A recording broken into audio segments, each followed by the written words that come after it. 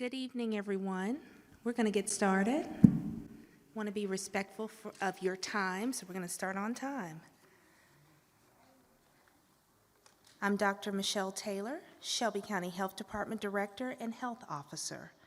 I thank Monumental Baptist Church for the use of their beautiful and inspiring space. Please be respectful and help us keep it clean throughout the meeting. Tonight, I will be presenting the findings from cancer incidence studies conducted by the Tennessee Department of Health. But first, I would like to introduce our facilitators for tonight, Adrian Johnson-Williams and Kayla Brooks. They are Memphis natives and consultants.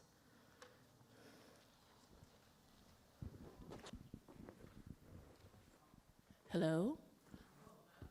Good evening. We are not just Memphis natives, we're South Memphians. So, I went to Cummins Elementary School up here. And my daddy's church is a couple streets over on the other side. So when we got the request for this, I'm like, absolutely, we will absolutely do this. So welcome to you all. Thank you for the opportunity to be able to support this effort this evening. I do have a few housekeeping items to share, and typically I don't read anything, but this is very important information, so I'm gonna read it. So for the virtual attendees, you may select subtitles in English or Spanish at any time by clicking the meeting controls toolbar and the show captions icon. To minimize background noise for everyone, the virtual audience is muted. Please feel free to use the chat feature to ask for technical help. Also, the Q&A module will be open during the meeting for you to type your answers as you think of them. We will set aside time later to answer some of your questions, and we'll walk through the details of the agenda in a moment. And finally, this meeting is being recorded, and that recording will also be available on our website. That's the virtual audience announcement. For the in-person audience, we're providing live American Sign Language interpretation by Bridges for the Deaf and Hard of Hearing interpreters, Brenda Cash and Pam Wilson. Thank you for being here. We will pause briefly every 30 minutes to allow our interpreters to change positions so they can take needed breaks. For any attendees in our live audience for whom Spanish is a preferred language, we offer the interpretation services of Gilberto Jaimes. I feel like I should have said, was that right? Did I get that right? Excellent. Public Health Coordinator and Certified Interpreter for the Shelby County Health Department. Do you want to stand up and say that part in Spanish, just in case someone's here and I just said all that in English? I don't know how helpful that would be.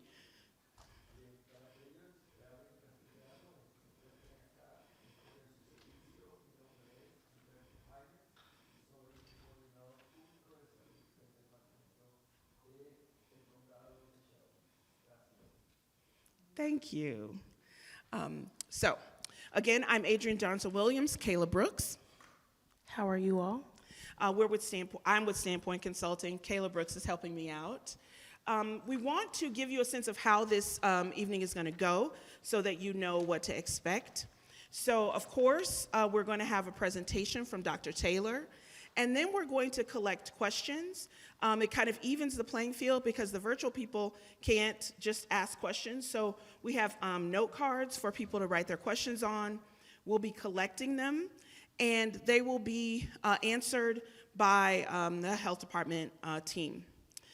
If we can't answer all the questions live, all your questions will be addressed, and some of them may even be added to the FAQ list so that other people can benefit from those.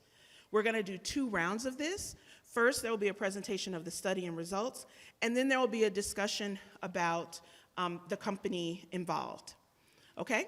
So before we get into this, Kayla and I discussed the ways to really ground this conversation in something that might be really familiar to people. How many people here have ever gotten a flat tire? Anybody? Flat tire? Yeah. So I want you to go with me on this. You get up in the morning and you go outside and you have a flat tire. And then you look next door and your neighbor has a flat tire. Are those things related? Yes? How do you know? They both have flat tires, so you know they both have flat tires. But do you know whether they're related, whether it has anything to do with each other? No. Okay. So then you're like, well, I'm going to go inside. Your son had the car all day yesterday, and you want to know what happened to the car. Why is the tire flat? And he says, well, they're doing construction on Lamar. And you go, oh, yes, Lamar, that's right. That's where it came from.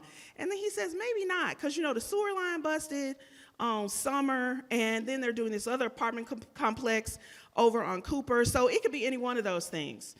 And you're like, yes, it is. So here's what you know. You have a flat tire. Your neighbor has a flat tire. Your son says that he could have been in any one of three places to cause that flat tire, but you have no idea where that flat tire got flattened. You don't know where he picked up what. And so that is actually akin to the kind of conversation we're going to have today. We're going to have a conversation about a set of findings where it is very clear what is happening with people, but it is less clear why it's happening or where it started, okay? So as you hear the results, think about that kind of flat tire story as part of the process. Kayla, you want to talk about agreements? Yes, so we're in this space together to have a community conversation, a community dialogue, and so I just wanted to offer up a few things that we could all keep in mind to ensure this is a conversation that everyone can participate in. So, can we all commit to listening? You can give me some head nods if you're cool with that. Can we all commit to listening? Can we all commit to respecting other people's opinions and voices? And can we commit to being respectful of one another and others' opinions in this space? So we can agree with those things, head nods, yes? And then asking questions when we don't know instead of making assumptions or judgments. So being kind, being good listeners, being respectful, and listening to each other's voices, I think will help us to have a really productive conversation this evening. Thank you. I also want to make sure that everybody has note cards. If you do not have note cards, can we get note cards and pens to people? Everybody have note cards? Yes? Okay, good. Because they're going to be useful. As you hear the presentation, you may have questions, so you want to go ahead and start writing those down because we're going to get all the way through the questions all the way through the presentation before we get into questions. Okay? Dr. Taylor, the floor is yours.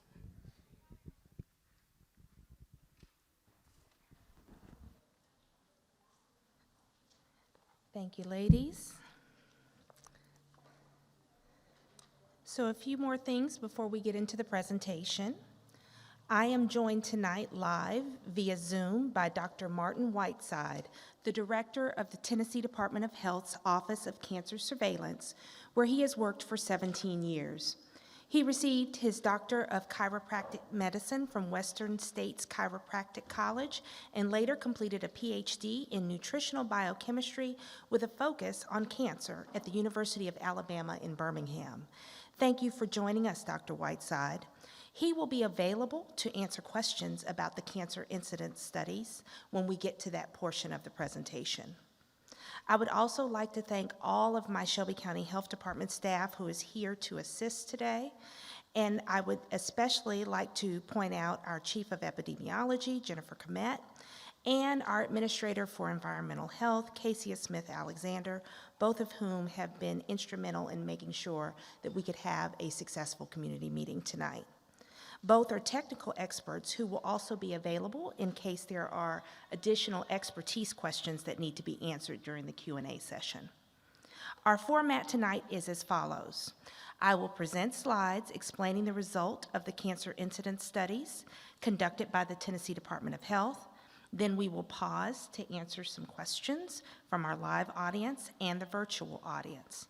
Then Adrian Johnson-Williams and Kayla Brooks will help facilitate another community question and answer portion of the program, and we will wrap this meeting up promptly at 8 because, like I said, we want to be respectful of your time. However, remember, this is just the first of many informational opportunities we will offer about ethylene oxide and other things going on in the community. So if we could get started. Cancer is not just one disease. There are over 200 types of cancer with different causes. Cancer is triggered by changes in your DNA that code for all the cells in your body. A lot of factors can cause those harmful DNA changes. In this community, there are some environmental hazards that have been identified, including the chemical ethylene oxide, known as EtO. However, it's not just environmental pollutants that can trigger the changes that cause cancer. There are many factors that contribute to the development of cancer. Some of those are age, smoking, sun exposure, excess body weight, diet, genetics, and yes, sometimes environmental pollutants. Ethylene oxide, or EtO, is a chemical used to sterilize medical equipment and other items and serves as an important purpose because sterilization helps prevent hospital-acquired infections, also known as infections that you can get when you're admitted to the hospital. EtO is used to sterilize 50% of medical equipment across the United States. Science is a process. In the 1970s, when sterilization services began operating in South Memphis, the EPA and other experts in the field did not know how carcinogenic or cancer-causing EtO was. The Clean Air Act was originally published in 1963. The EPA was created on December 4th, 1970. Shelby County Health Department started permitting sterilization services of Tennessee in 1985. The EPA started regulating emissions of EtO from commercial sterilizers in 1994. Sterilization Services of Tennessee has used ethylene oxide to sterilize equipment and supplies since the 1970s. Recent studies in other parts of the United States have linked EtO to leukemia, non-Hodgkin lymphoma, stomach and breast cancers. The EPA has concluded that EtO is 60 times more carcinogenic or cancer-causing than previously thought. Late in 2022, the EPA alerted Shelby County Health Department to the danger posed by EtO. They requested our assistance to reach out to residents in this area to communicate the potential risk to the public. This is the lifetime residential cancer risk area that EPA identified. The darker the blue area, the higher the risk. Cancer risk is heightened by exposure. When they identified this risk area, they did so using the assumption that someone is exposed to EtO 24 hours a day, 7 days a week, for 70 years. Using that assumption, they determined that in the blue shaded area, there is an increased risk of between 1 and 20 additional cancer cases per 10,000 people, depending on the distance from the facility. While there is increased risk, it doesn't necessarily mean you are going to get cancer. There are many factors that contribute to whether an individual develops cancer. Shelby County Health Department wanted to better understand what this risk means to people of South Memphis. That's why we asked the Tennessee Department of Health to do this study.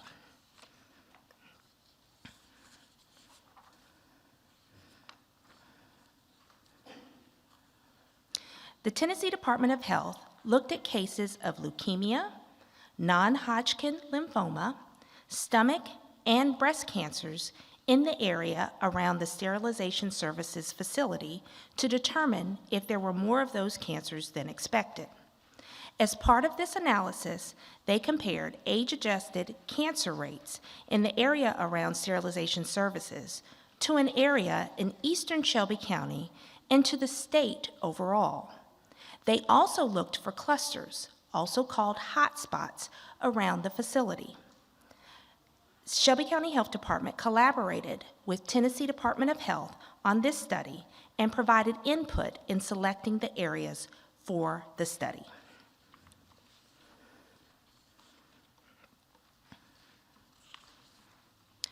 When we talk about cancer clusters, a true cancer cluster is defined as, first, having a greater than expected number of cases. This is when the observed number of cases is greater than typically observed in a similar setting. Second, within a cluster of cases, the cluster of cases must be the same or of an etiologically related cancer, meaning that they need to be in the same type of cancer, the same family of tumors, or have a link to the same specific environmental or chemical exposures. The cases within a cluster occur within a defined group of people. The cases occur in a defined geographic area. And finally, the cases occur over a defined period of time. All of these have to be met together to be classified as a true cancer cluster. It is possible that not every unusual pattern will meet the definition of a cluster. However, they may still warrant further evaluation and assessment. Even when an increase in cancers is identified, establishing a direct link between a potential environmental contaminant and the increase in cancer rates is unlikely. So why is establishing a link not likely? It's difficult. Cancers are often caused by a combination of factors that interact in ways that are not fully understood. According to the National Cancer Institute and the Agency for Toxic Substances and Disease Registry, there are many factors that play into a person's risk for cancer. Age, alcohol, chronic inflammation, diet, hormones, weakened immune system, infectious agents such as viruses, obesity, radiation, sunlight, tobacco, genetics, and sometimes exposure to pollution or chemicals. According to MD Anderson Cancer Center, charring, burning, or grilling meat, poultry, and fish over high temperatures causes chemicals to form that can damage a person's genes, raising the risk for stomach and colorectal cancers. So that's an example of how diet can be a factor in cancer. In addition, tobacco smoke has been found to contain ethylene oxide. So that's an example of how tobacco smoking can cause cancer. There are other things that can make it hard to establish a link. First, differences in cancer rates can occur naturally and by chance. Also, the identification of cancer cases may be affected by rates of screening for cancer and access to health care. In addition, there is a long time between when people are first exposed to something that may have caused their cancer and triggers cancer to start, and the time that cancer develops to a level that is detectable. Also, population moving into and out of an area can further complicate analysis. For this study, 2 time periods were looked at separately: 2000 to 2009, shown on the left, and 2010 to 2019, shown on the right. When we initially asked the Tennessee Department of Health to conduct a study, a time period from 2010 to 2019 was used. Because the community wanted us to look further back, we asked the Tennessee Department of Health to conduct additional analysis going back as far as was possible using the data that was available. Thus, the time period of 2000 to 2009 was also studied, and this is as far back as the data allows. The maps for these 2 time periods will look a little different because the census tracts changed slightly from 2000 to 2010. Tennessee Cancer Registry data was used to identify cancer cases of leukemia, non-Hodgkin lymphoma, stomach, and breast cancers. There are 2 areas that are shaded in blue on each map. These are the study area the area around the sterilization services facility in South Memphis, and an area for comparison in eastern Shelby County. The tract highlighted in purple is the tract that contains sterilization services. Within each area, an analysis was conducted to identify hotspots or clustering of cases. Age-adjusted cancer incidence rates for the area near the facility were compared to an area away from the facility in the eastern part of Shelby County, and a comparison was also made to overall Tennessee cancer rates. And when I say age-adjusted cancer rates, what that means is when they do the analysis, they have to account for age. So when you think about cancer, and what we know about cancer is most people who get cancer are older, okay? But you have to account for some of the younger people who may also be in the analysis, so you have to age adjust the analysis to make sure that it's accurate in looking at clusters.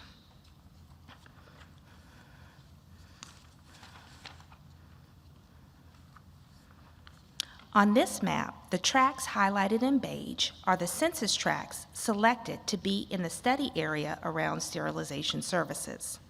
The EPA estimated EtO lifetime cancer risk area is highlighted in blue. The location of sterilization services is noted with a red dot. It is important to note that the area used for the cancer incidence study is larger than the EPA estimated risk area. This is because a minimum number of census tracts is required to conduct a cluster study. And that minimum number, for those who may be asking, is 30. Before we show the hotspot results, here are a couple of definitions. A hotspot in this study is an area with census tracts that had higher rates of cases that appear to group together. A cold spot is an area with census tracts that had lower rates of cases that appear to group together. The darker the red color, the more confident we are that it is a true cluster. And now we're going to move on to the study results.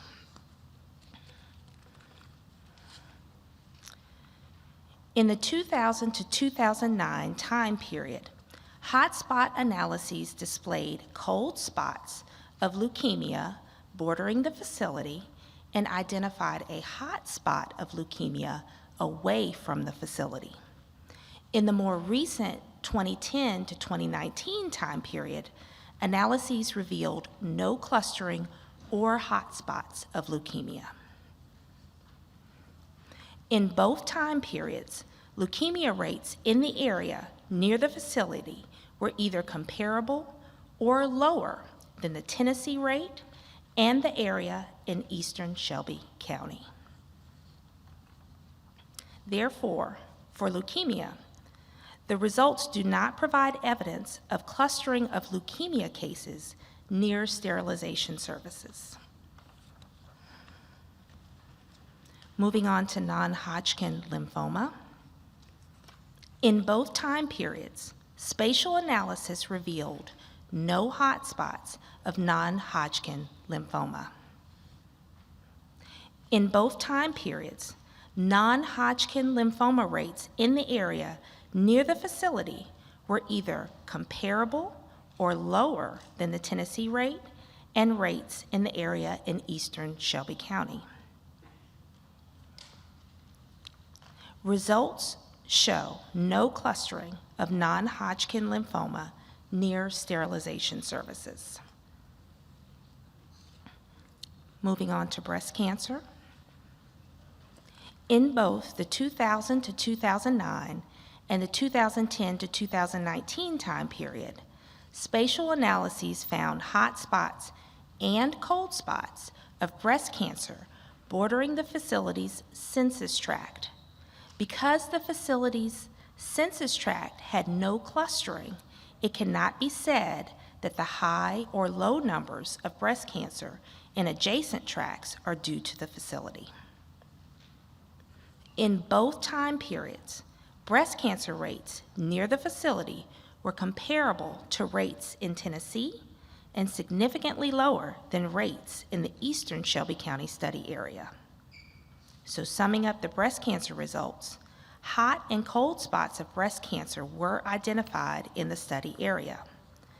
But the location of the breast cancer hot and cold spots found do not support an association between the facility and higher numbers of breast cancer cases and clustering adjacent to sterilization services. Moving on to stomach cancer. In the 2000 to 2009 time period, spatial analyses displayed one possible stomach cancer hotspot positioned geographically away from the facility. In the 2010 to 2019 time period, spatial analyses revealed no clustering of stomach cancer near the facility. In both time periods, stomach cancer rates near the facility were significantly higher than the rates in Tennessee, as well as the rates in the other studied area. So in summary, even though stomach cancers were significantly higher in the study area near this facility, one cluster that was found in the study area was outside of the risk area. These results do not provide evidence of clustering of stomach cancer near the facility. This cancer cluster investigation did not provide evidence of increased amounts of leukemia, non-Hodgkin lymphoma, stomach or breast cancers clustered near the sterilization services of Tennessee facility compared to a group of residents away from the facility. Just because we cannot find evidence of increased rates of cancer that are associated with EtO does not mean there may not be increased risk. There are limitations to this kind of analysis, and as we all know, after what we've been through in the past 3 years with COVID, science isn't perfect. And so now what I'm going to do is pause here and bring back up Ms. Johnson-Williams and Ms. Brooks for the first community Q&A portion. Thank you. You did a really good job with that. I know you don't need a compliment because you're like the boss, but that was really clear to me. And I was like, I didn't study any of this stuff. I'm smart and everything, but. So what we're gonna do in order to gather questions, also to be fair to people who are virtually, if you haven't already written down questions on note cards, please take a moment to do that.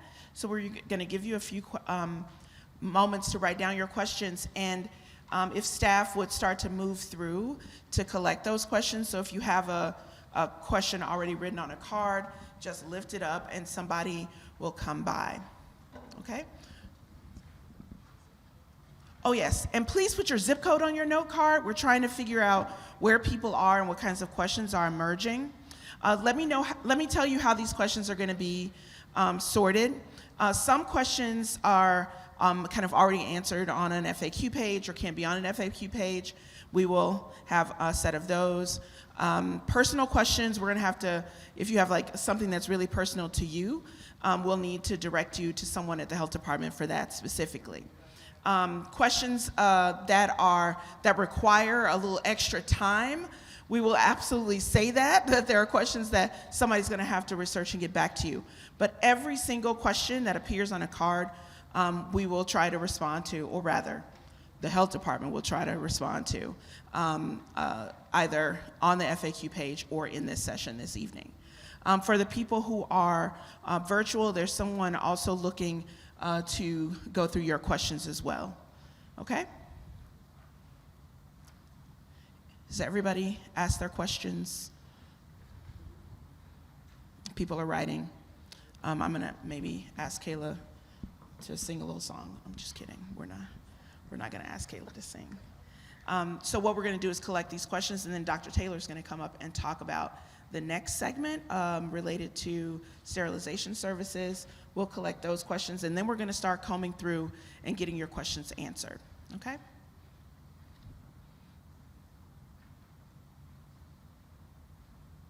again, hold those cards up when you're ready.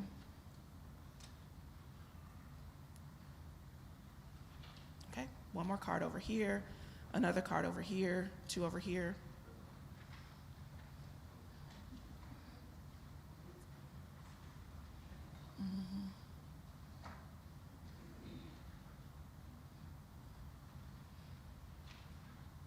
And given the number of people, we might be able to answer a lot of these.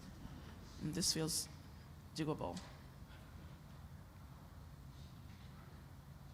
And if there's someone who could use a little help, either because of visual challenges or anything else, also raise your hand and somebody can come over and help you get your question down. All right? Okay.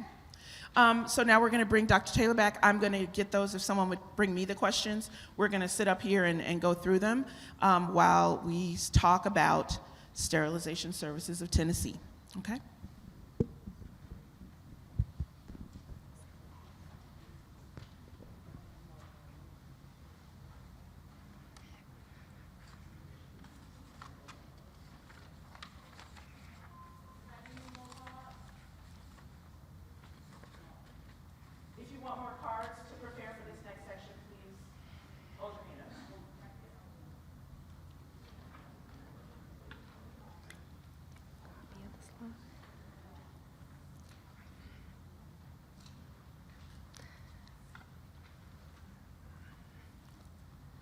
So as I discussed earlier, Sterilization Services of Tennessee started operating in their current building on Florida Street in 1976. But the Shelby County Health Department didn't start permitting them until the 80s. What's important to understand is that Sterilization Services of Tennessee has complied with all local, state, and federal regulations. But for those of you all who were at the EPA's community meeting back in October, you also know that because of the findings about ethylene oxide by the EPA, they are going through a rule-changing process to make sure that the communities across the United States that are near these facilities are more protected than they have been. And so we are expecting any day now to hear from the EPA about those rule changes and to hear about how quickly they're going to require that these facilities, and there are about 23 across the United States, change and upgrade their controls to make sure that they are within the new standards that the EPA will be putting out. And so as soon as we know when those new standards are published and available, we will not only be sharing that with you all, the community, but we will also be requesting that Sterilization Services of Tennessee put in voluntary controls ahead of whatever timeline the EPA gives. But what I will tell you is the reason why I'm calling it voluntary controls is, once again, they have complied with all local, state, and federal regulations to date. We are waiting for the rule changes, and we have been in constant communication with them to discuss them putting in voluntary controls ahead of the rule changing. The rules should be changing, like I said, any day, and we will know it, and we will share that information as soon as we have it. So with that, Kayla is going to come up and take over. You all can see I'm being handled today because normally I would run my mouth, so. Hello? Am I staying or am I going? You can, you're being handled with such care. You can stay. You can Okay, stay. all right. You can stay. There's so much love here. Yes. So, do you want? Keep answering Okay. questions, but we're going to start answering questions. So we're going to start answering the questions that you all, not I am. The health department will begin to answer the questions that you submitted. But if you have some specific questions about the Sterilization Services of Tennessee or anything related to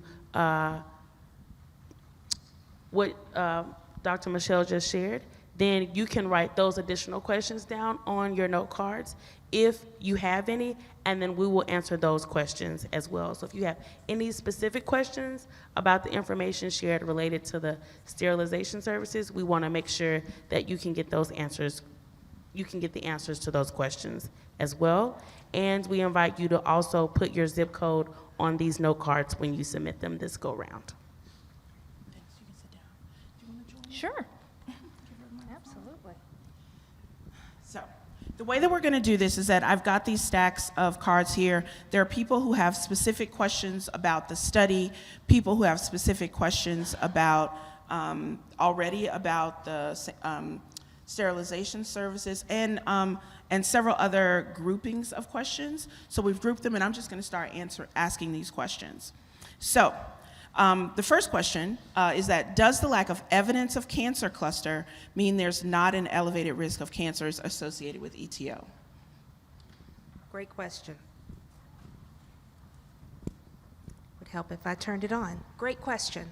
So the lack of clusters does not mean that there's not an elevated risk, but the reason why cluster studies are done is because you really are combining the science of what we know about cancer, and we don't know everything, but you're combining the science of what we know about cancer with geographic analysis. So every time I said spatial analysis, basically what scientists are doing is looking at the map, looking at everybody who's had cancer, the types of cancer that we outlined, so there were 4 types of cancer, and figuring out, based on where they lived and their proximity to the facility within those census tracts, if there was a block or 2 or 3 where it was undeniable that there was a cluster right there that may have been associated with EtO in the affected area, where EPA, that blue bubble that you all have become so familiar with, were there clusters in that assumption area where they said, hey, if you were exposed to EtO in that area for 70 years, 24 hours a day, 7 days a week, your risk was elevated. And for this particular study, no clusters were identified within those tracts closest to the facility. The next question is about the choice to study cancer instead of the EtO levels themselves. So instead of a cancer study, why not test the EtO levels in the air? And why not have a more intensive air monitoring for the area? Another great question. So I know there are people in this room who are smarter than me that know exactly how many air monitoring stations there are and where they're located. Okay, so I'm not going to bore you with that. But what I will tell you is that, first, we as a Shelby County Health Department cannot put in even one air monitoring station on our own without the permission of the EPA. So should I repeat that? Go ahead. We as a Shelby County Health Department cannot put in an air monitoring station on our own without the permission of the EPA. I wish my answer was different, but that's the answer. Now, with that said, air monitoring stations monitor for a number of pollutants and things in the air. They don't necessarily have to monitor for EtO, because unfortunately, and this is probably why the EPA has taken so long to figure out that EtO is more cancer causing than it is EtO actually is very hard to measure. Okay, without getting too technical, it is a very heavy gas. And so when it's emitted, it falls to the ground almost immediately. Doesn't mean that there isn't a risk, but I'm just telling you that it's very heavy, it's hard to test for. And so in some of the other locations where they've done these types of studies, they also have said, hey, the technology for monitoring EtO in the air has not caught up with the science that we know that it's riskier. They're working on it, but that technology has not caught up. Okay, the next question is another thing about the population in the study, which is there's been a population decrease in and around the area of the facility. So could the results be skewed, and how can we account for the decrease in population, which might also correlate to a decrease in cancer rates? Absolutely. That was a great question. That is a fabulous question. Oh, my goodness. So what I will tell you is the reason why there are a minimum number of census tracts that you have to use to even do this type of study is it tries to account for those population shifts. And the reason why we do it over a 10-year period is for the same reason, right? But even though you do those things to try to control for a population decrease or a population increase or a neighborhood where folks have more healthcare access so they can get screened more versus a neighborhood where they don't have as much access, okay? Won't get into that today, but that all figures in. You try to control for those things as much as possible. So yes, I wouldn't call it a skewing, but I would call it a factor in looking at that. But that was why, and I'll be transparent here, that was why our epidemiology team and our environmental health team, we were super frustrated when we found out that we could only go back to 2000. Because we understood that there have been significant population shifts before then that may be affecting the results now, but we had to use the data that was available. I'm going to take a moment. If you have other questions that you've written down, please do hold up those cards so that we can collect them, and I'm going to keep going. Okay? So there are a couple of questions in here about why this conversation is even happening. So I'm going to ask them in a cluster. No pun intended. Oh, yeah. But the questions are, if there were no complaints from the community, why go through this process, right? So if the community didn't say, hey, we have this problem, why are we doing this? And also, why then also would you have a kind of a public conversation about it? That's an interesting question. Very interesting question about public health in general. Yes, so I hate to use our tagline for Shelby County Health Department, but our job is to protect, promote, and improve health of everybody in Shelby County. That's what we do at the Shelby County Health Department. We do it in a number of ways. And so if we get a notice from the EPA saying, hey, there may be increased cancer risk in a neighborhood, in a community, and we're going to announce this, and you are one of 22, 23 communities across the United States that needs to know about this, then one of the first things that we have to do as your local health department is not only digest the information ourselves, because we're finding out about it, notify our leadership who represents you, but also figure out the best way to educate the public about what's going on in their community.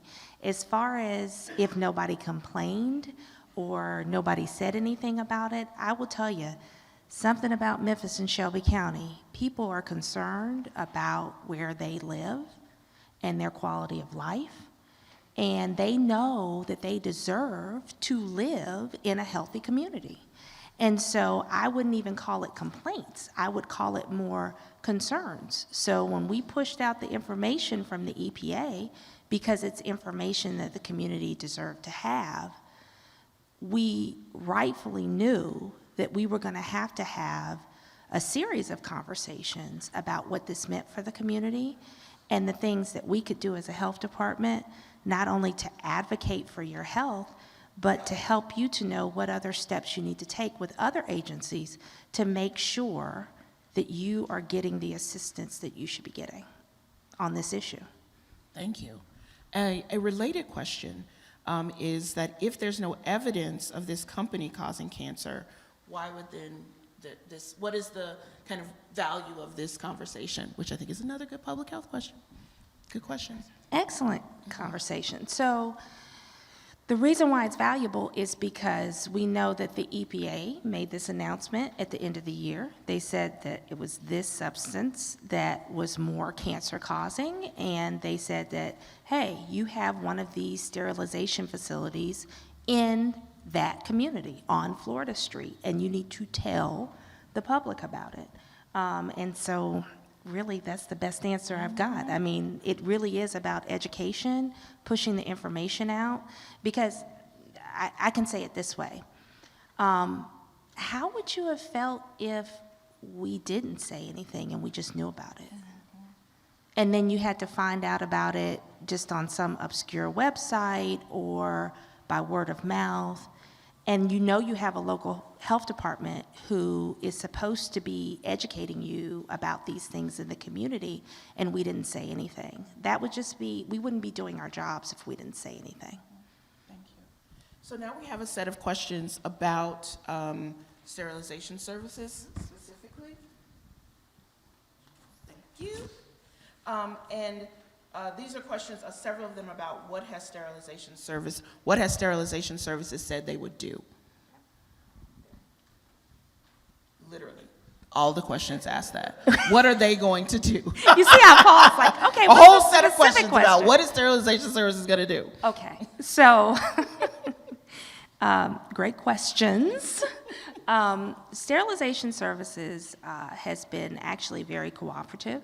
I had the opportunity to go visit myself and see the facility. Yes, I walked inside the facility, saw the employees that work there, saw their process, learned about what they do.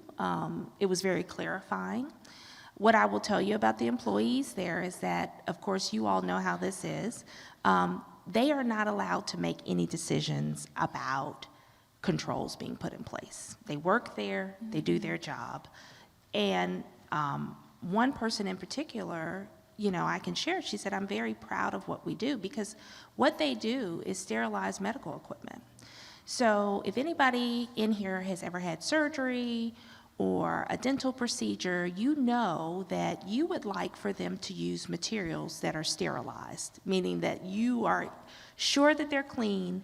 And most of the time now in today's world, they are single use, okay?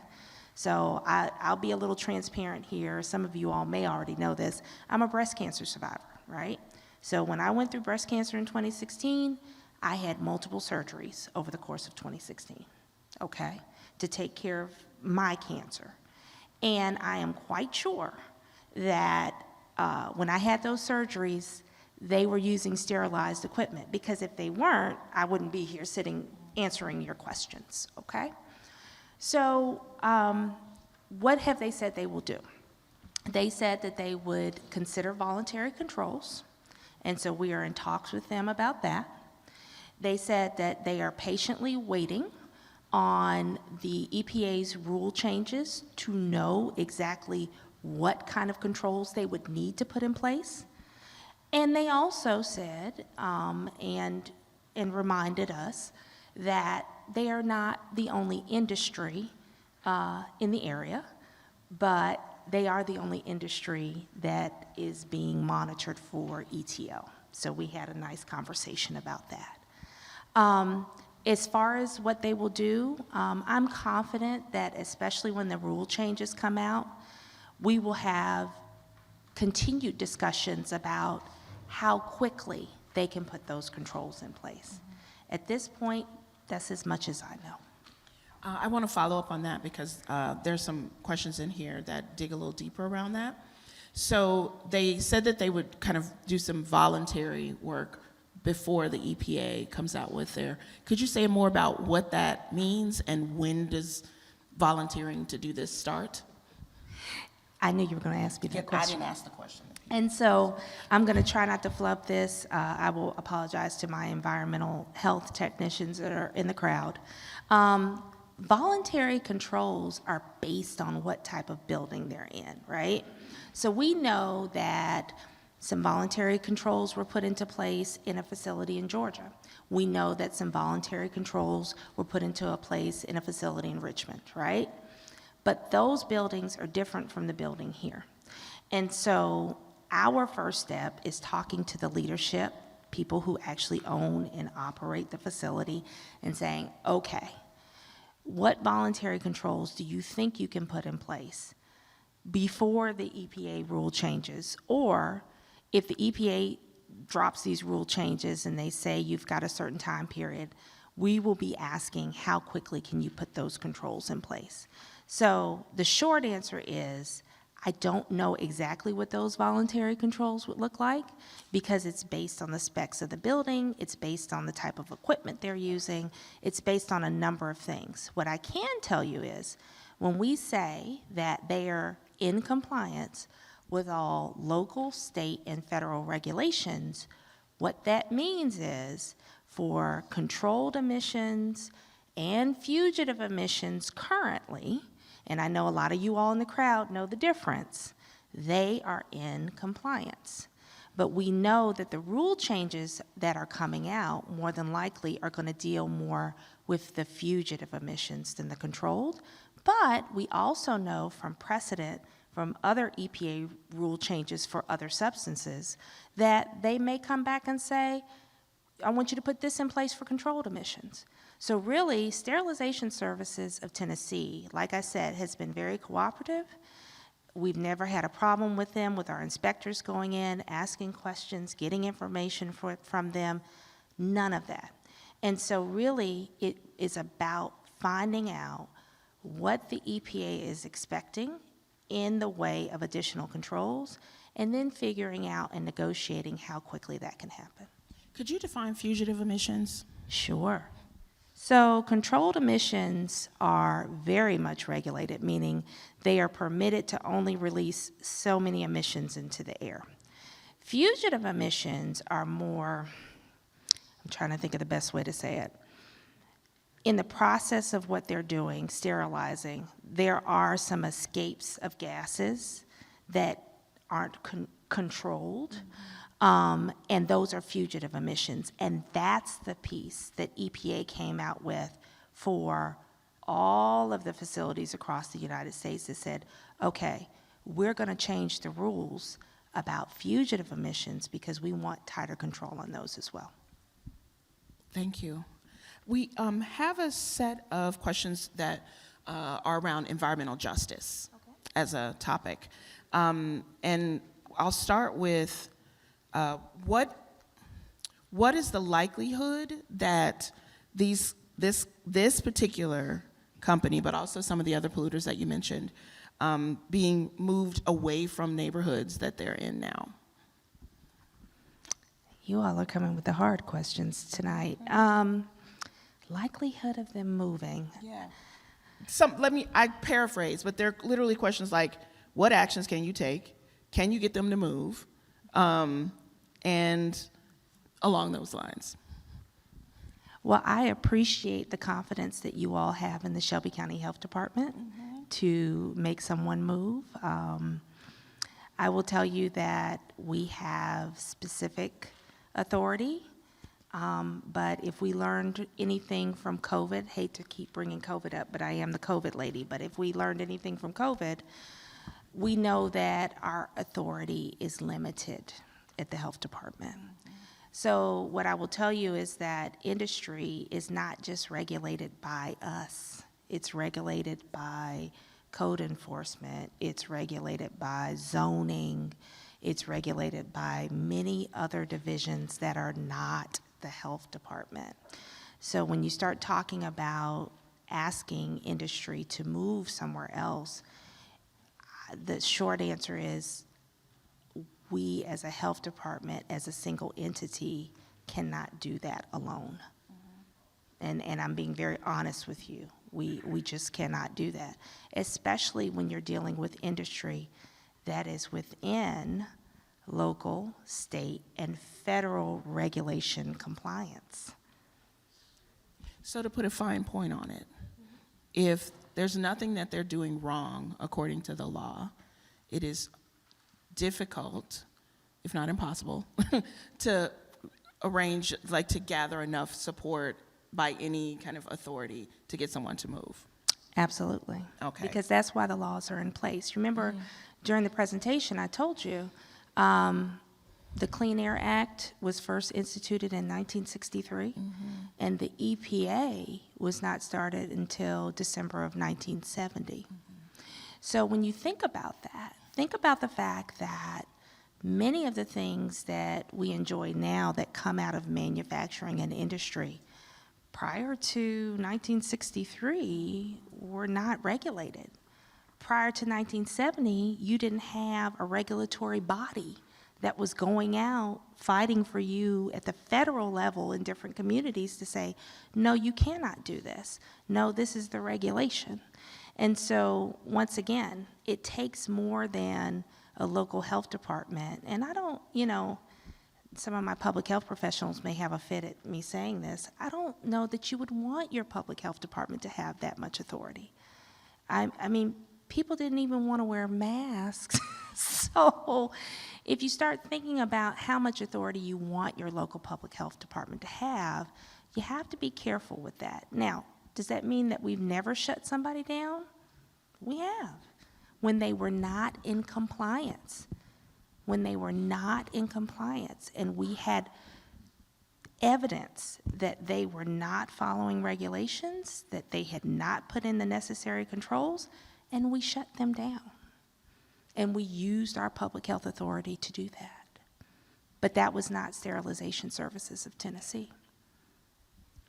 So there are a lot of kind of comprehension questions here that suggest that it would be helpful to have something even kind of more specific from even the study, the report that you just gave. So questions like, really, how much cancer are we talking about? How many people are we talking about? What are the ages? Are there children in this?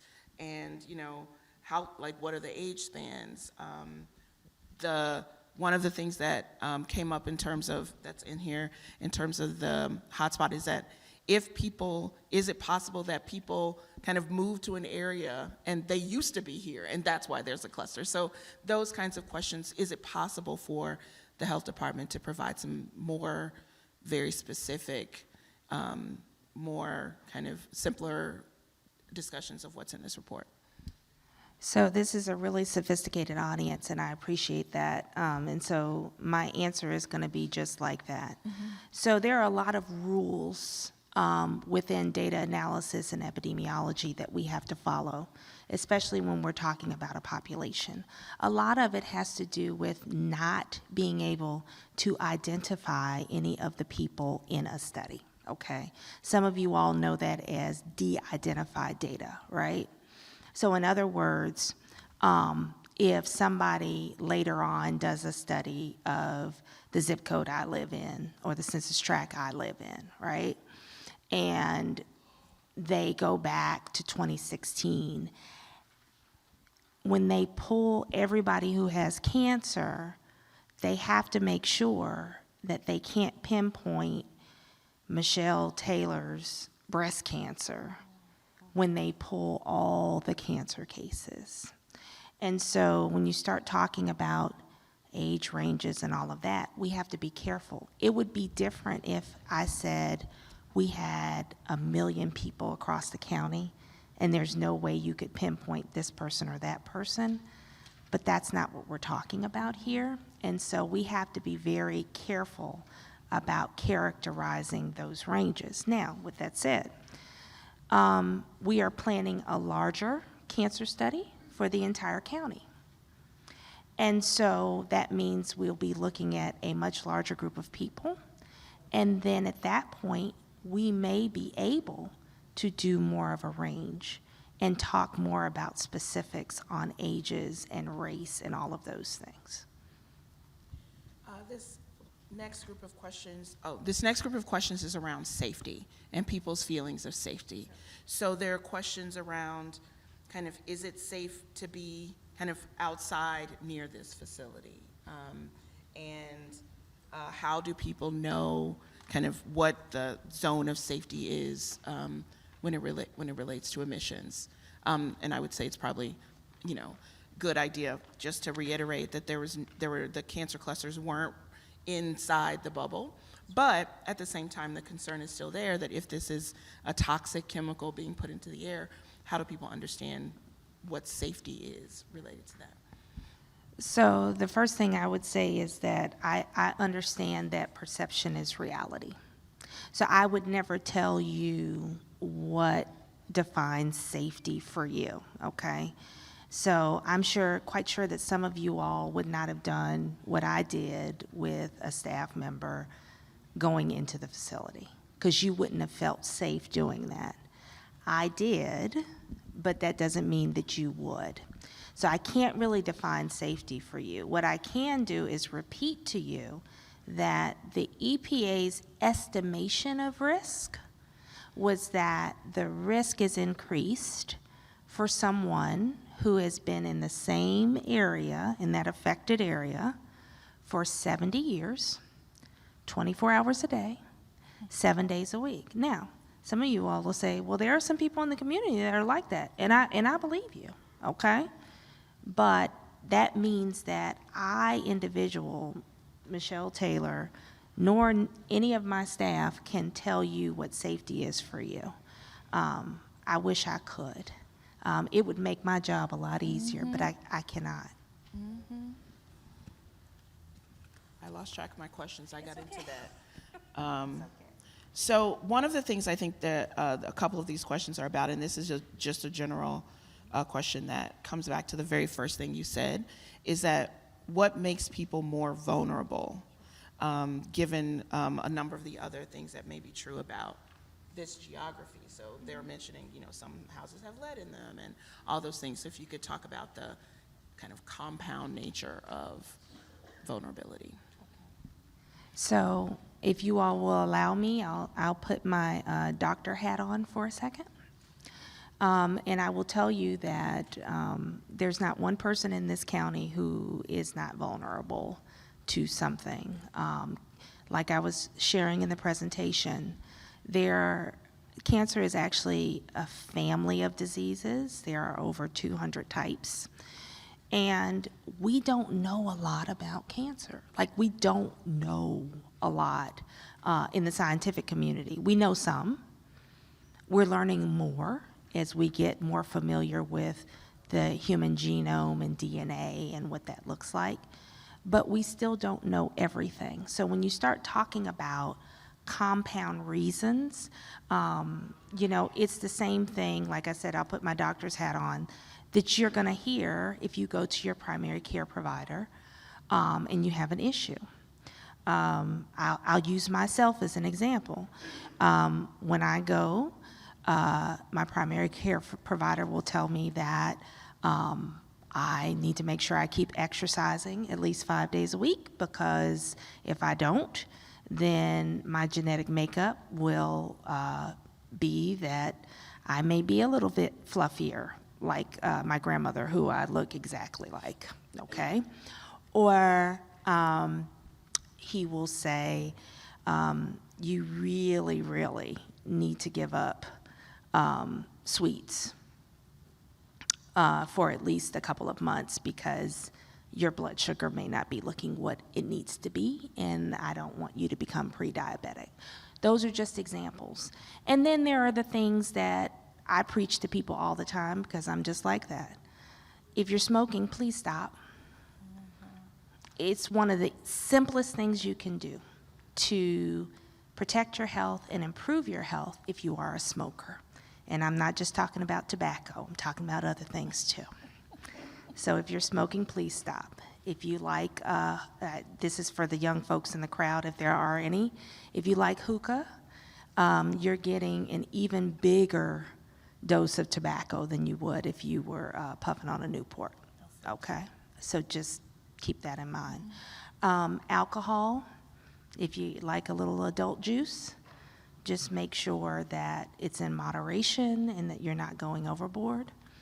And then stay away from fried foods. All of the things that you hear that are only somewhat realistic for the majority of us, but we try to do better because we know better, and we try to do things in moderation.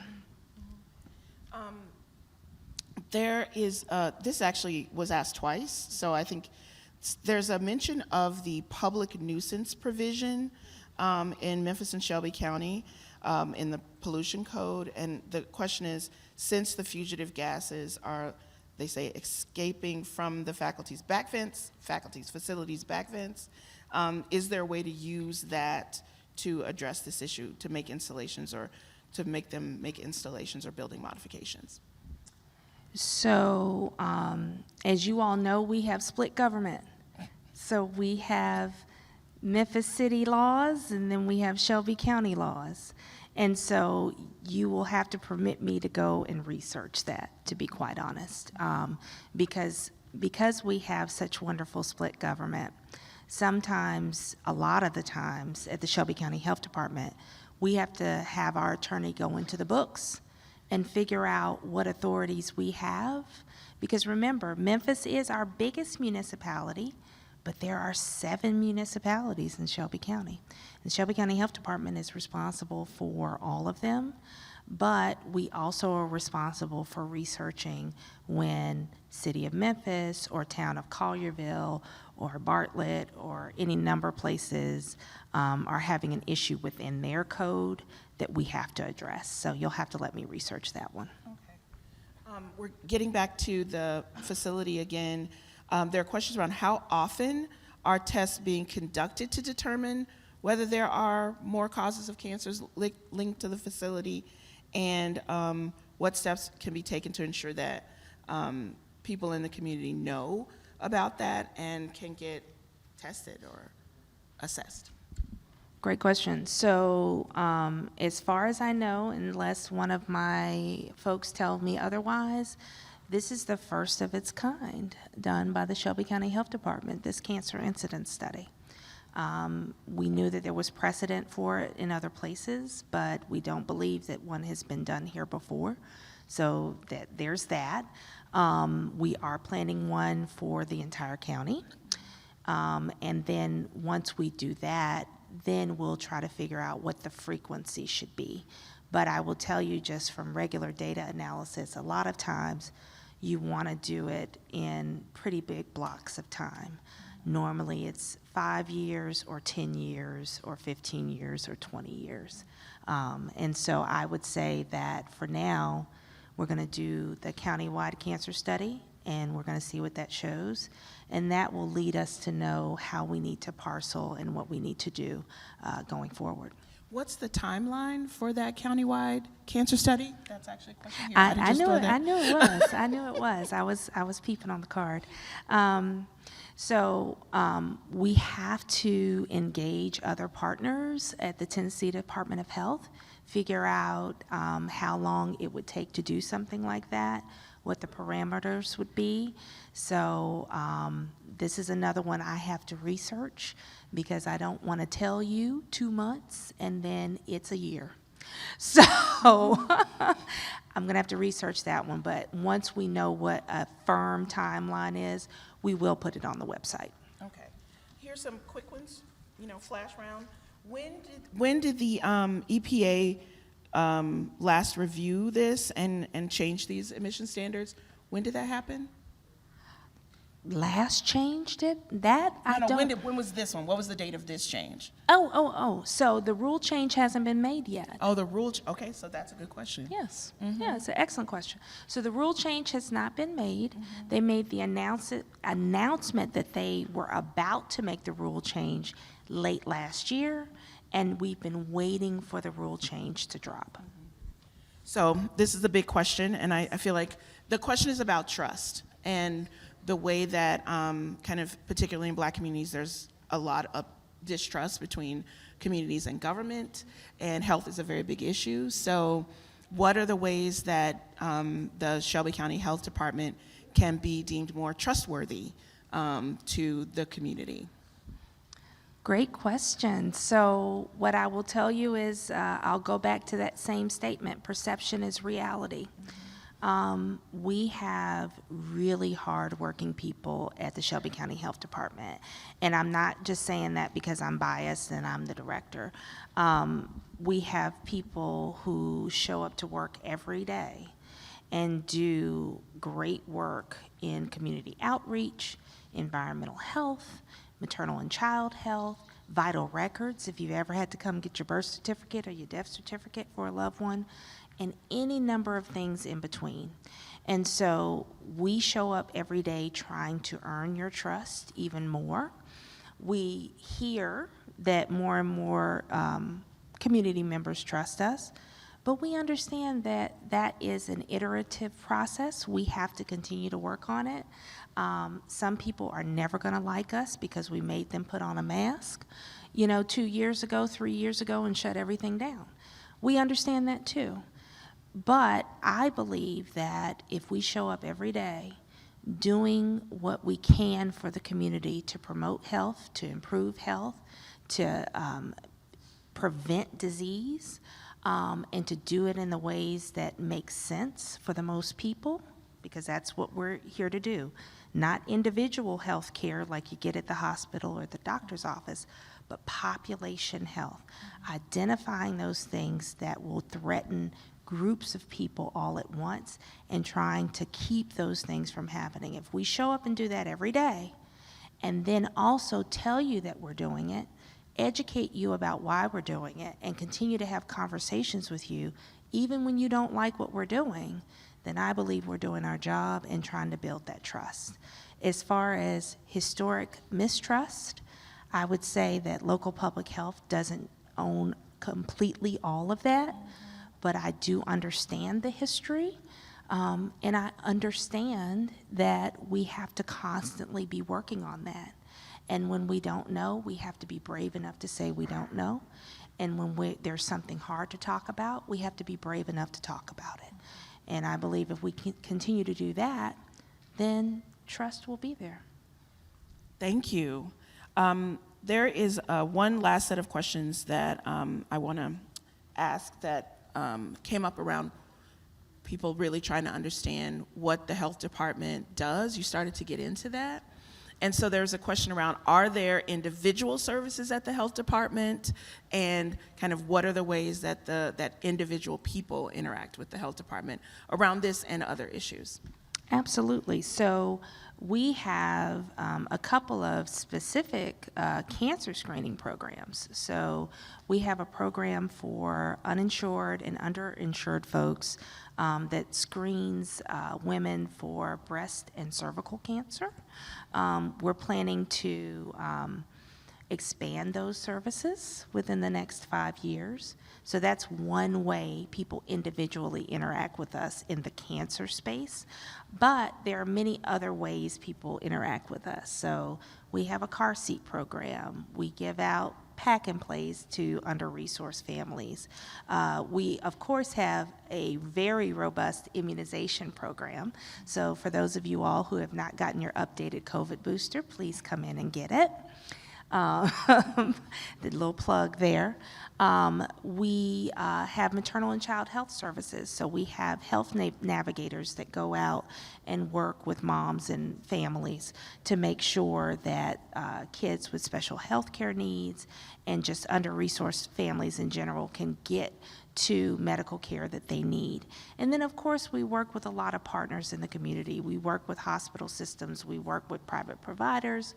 We do a lot of partnerships to make sure that everybody in the county has access to these services, but that we, in particular, are taking care of folks who may be uninsured, underinsured, or just don't have a primary care provider, and they can come in and get services. And then, of course, like I said, we have vital records.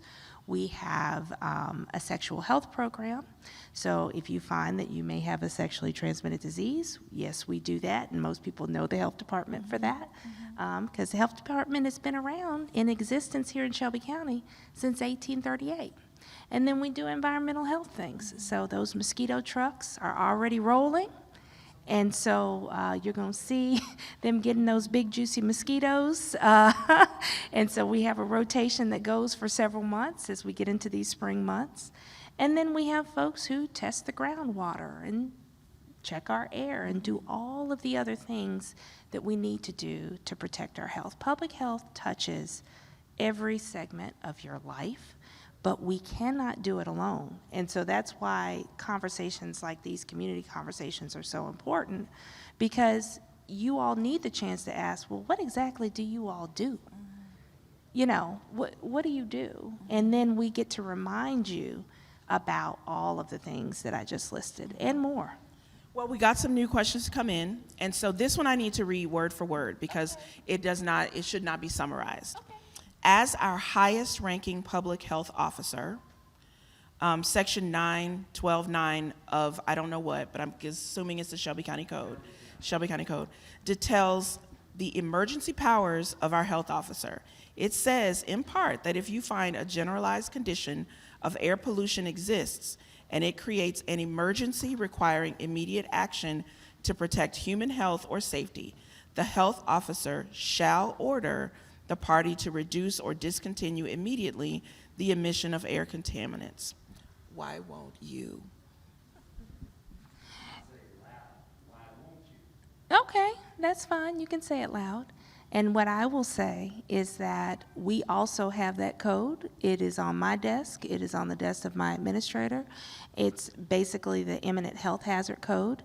And we have used it when a facility has not been in compliance and has been spewing pollution that is an imminent health hazard because they're not in compliance.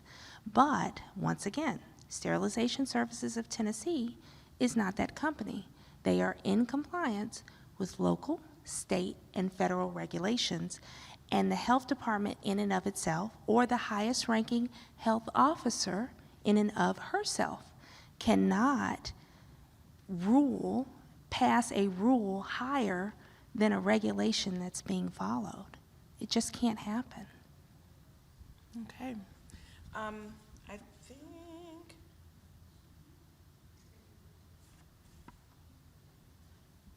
Okay. So somebody wanted to ask a question about prevention, that we've talked a lot about what's present and who's not being affected, but what can be done or what is being done to prevent the community from being affected? What does active prevention look like? Another great question.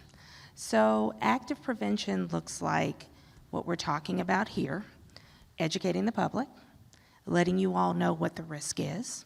Active prevention looks like making sure that the public knows how to protect themselves in other ways from the other factors that can cause cancer. So we've talked about that.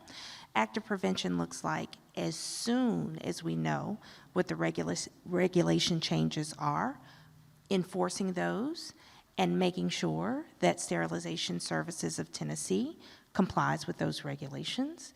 That's what active prevention looks like. We're seeing that in action right now. You just answered that. Okay, there's a question about if there is a water and soil risk in the area. Not that I'm aware of, but I will research that question and we will put it on the website. Okay, so this is a research question? Yep. Okay. That covers just about every question that was asked. There was one question, a couple of questions that were asked that I just want to speak to. Questions about things that have to do with things that aren't under control of the health department. So housing is not something that the health department offers, emergency housing or anything like that. Or long-term health care related to these kinds of things. And so there are other agencies that work on housing, but there isn't currently a housing issue related to this. No. Okay. So I guess now we're going to talk about what's next. What can the community expect, this community, but also Shelby County, expect from the health department to ensure this is an ongoing conversation? So I've already let my staff know that there are going to be more community meetings like this. And we will come before you again many more times, because really the reason why we did the cards this evening is because we needed written evidence of what the community is looking for, what the community has questions about, and really what you want done. And I'll say this, and I believe I said it at the beginning, but if I didn't, I'll say it now. We understand as a health department, we can't do everything that you're asking, but one of the things that we're trying to achieve is not only to educate you about this specific issue, but also educate you about all the other entities that you need to be asking these questions of, where they have spheres of influence of making sure that it happens. And so we're hoping that in continuing to build trust, that the Shelby County Health Department will be able to continue to facilitate this conversation around environmental justice, if you will allow us to. And then if you don't allow us to, then you'll at least think about inviting us to the table as we continue this conversation. But I can tell you that we are doing some things that have never been done. This cancer incidence study is the first of its kind in Shelby County, and we're planning to do it for the entire county. The other thing I'll tell you is we have a lot of interest from our elected officials who have asked many, many questions on the record and privately to make sure that constituents across the county are being taken care of and that your concerns are addressed. And so this is the first of many meetings. And really, to me, that's what next steps looks like. But also, it looks like you all continuing to hold me accountable and to hold the Shelby County Health Department accountable for the things that we have control over. You all have done an excellent job at doing that, and we appreciate that. And we hope that you'll continue to work with us. And we will work with you to continue to advocate for your health. We have a little late entry here. That's fine. So the question is, like, who is not in compliance currently? And what are you doing actively about that? Great question. Everyone that we are regulating currently is in compliance. We had one company that was not in compliance. We shut them down. They put in the necessary controls, and they are back to full operation with the correct controls and in compliance. So it does work. It works. Okay. Well, we have, I believe, addressed all the major categories of questions. We do have them all written down here again. So that's not part of my job, but somebody's going to type them up and make sure that they were answered. And if anything needs to be added to the FAQ page, then there will be added. There is a website. It is a rather lengthy URL, so I won't recite it for you. But if you go to the Shelby County Health Department website, you will be directed to the website for the EtO work specifically. Just come on up here and say it. She's going to ask a question on behalf of everyone. So if I have questions in the future about things that I want to ask the health department, who should I contact? How should I reach out? What should my steps be if I have questions or concerns about something related to public health? Great question. So we do have a general website, shelbytnhealth.com, and we will make sure that there is an area on there in the environmental section so that we can start to address some of those questions as well. Okay, then. Are there any closing remarks you'd like to make? Sure. I really just want to say thank you. I am really encouraged by the crowd that we have here tonight. I know that you will take all of the things that we've tried to educate you about back to others. I know and I hope that we will continue to have a productive conversation and that this is just the first of many. Thank you all so much, because I know that this is a sacrifice of time, especially during the dinner hour, and you could have been doing a lot of other things. But seeing that you're concerned about your community just makes me so happy, because a lot of times we get not so nice messages from folks who claim that people don't care about their community, and I know that that's not true. And so the evidence is in this room tonight. The evidence is throughout this community, and I thank you all. Thank you. I think with that, we are adjourned. Go get some dinner, and definitely follow up on the website to make sure that you can stay abreast of everything that's happening.